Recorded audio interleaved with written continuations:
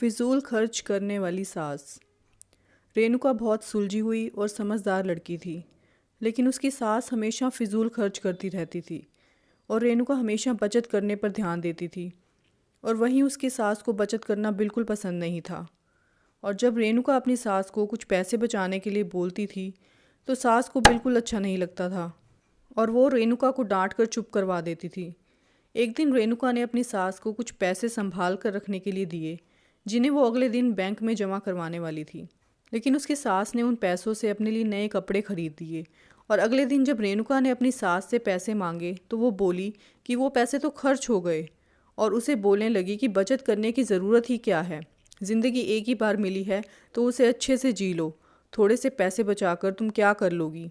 इससे तो अच्छा है मौज मस्ती करो और ज़िंदगी के मज़े लो। रेणुका की सास घर की सभी लाइट्स जला कर रखती थी, जो कि रेणुका को बिल्कुल पसंद नहीं था। वो हमेशा कहती थी कि जिनकी ज़रूरत नहीं है आप कम से कम वो लाइट्स तो बंद कर दीजिए, लेकिन उसकी सास को कोई फ़र्क नहीं पड़ता था।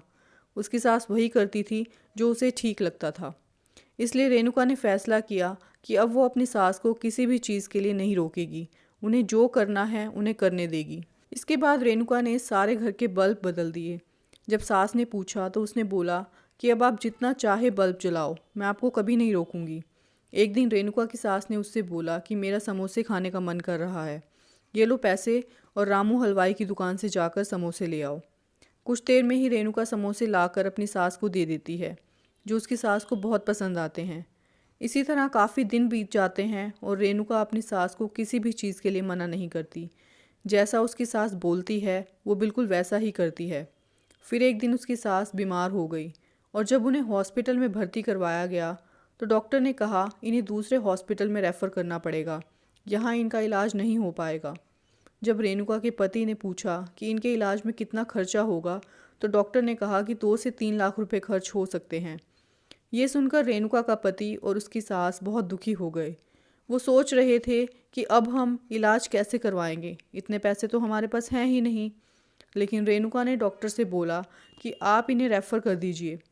रेणुका ने जो पैसे जोड़े थे वो लाकर अपने पति के हाथ में दे दिए।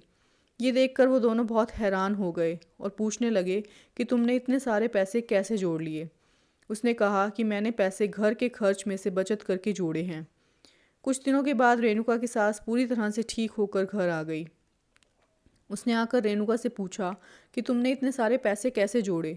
मैं तो तुम्हें हमेशा बचत करने से मना करती थी और तुम भी मुझे किसी चीज़ के लिए नहीं रोकती थी।